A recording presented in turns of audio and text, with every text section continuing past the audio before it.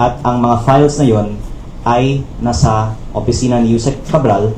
At sinasabi nga ni Congressman Toby Chanco, yung district congressman, alam natin anong mga project niya kasi nasa distrito niya. Yung party list, hindi natin alam. Pero to respond to the particular case that you just mentioned, sa listahan po na meron ako mula kay Yusek Cabral, nandun po ang 150 million pesos road projects ng Bicol Saro sa Pamplona at Pasacao, Camsur. Yun po ay isang halimbawa po lamang. Sir, kay Kong Leviste lang, sir.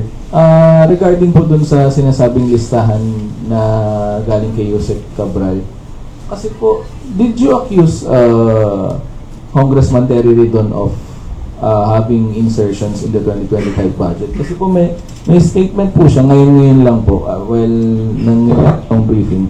Sabi niya impossible na magkaroon siya ng insertions sa 2025 dahil kakabalik niya lang po sa Kongreso ngayong 28 Congress. Malinaw po.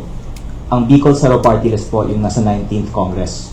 At it's not really an accusation kasi aminin na lang natin lahat ng congressman may submission sa DPWH budget, hindi sa House necessarily, pati sa NEP.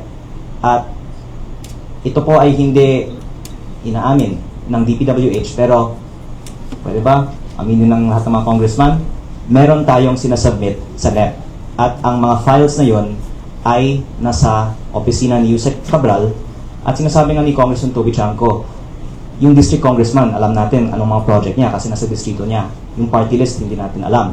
Pero to respond to the particular case that you just mentioned, sa listahan po na meron ako mula kay Yusek Cabral, nandun po ang 150 million pesos road projects ng Bicol Saro sa Pamplona at Pasacao, Camsur. Yun po ay isang halimbawa po lamang. Sir, just to follow up po, pero does it mean na irregular ba siya kaagad yung ganong proposal or part of the regular scheme or regular process of budgeting and proposals? Well, yung maaari ko lang sabihin is hindi inaamin ng DPWH na ang mga congressman ay hinihingan at nagbibigay ng 150M kada congressman sa National Expenditure Program. At muli, pwede niyong tanungin kahit sinong congressman.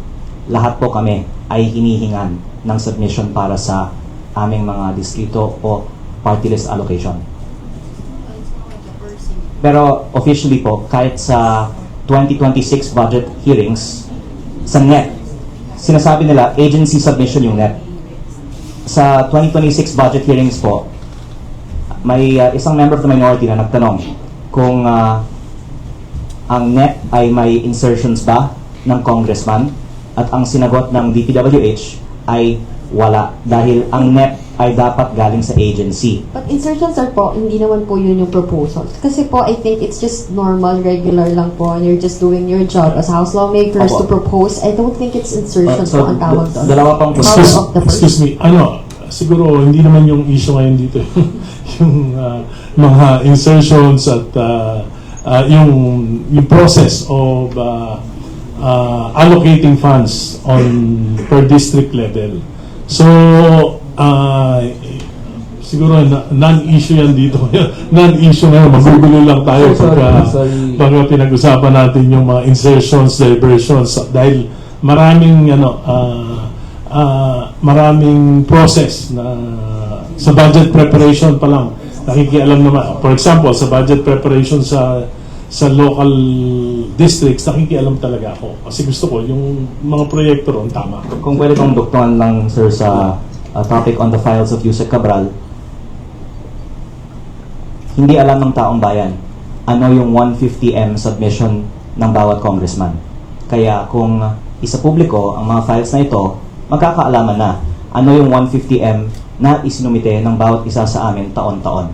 At kaya siguro ayaw ng iba lumabas ang mga files na ito dahil until now, it is not the case that this has been disclosed what projects each of us submits.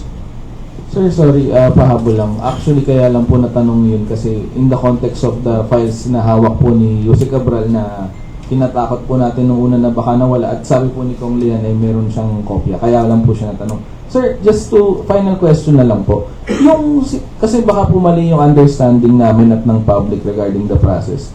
Yung sinasabi niyo pong 150 million, iba pa po ba to dun sa pakikipag-ugnayan ng congressman, kunyari for DPWH, sa kanyang district engineer, regarding sa mga, kunyari, anong kailangan ng mga distrito?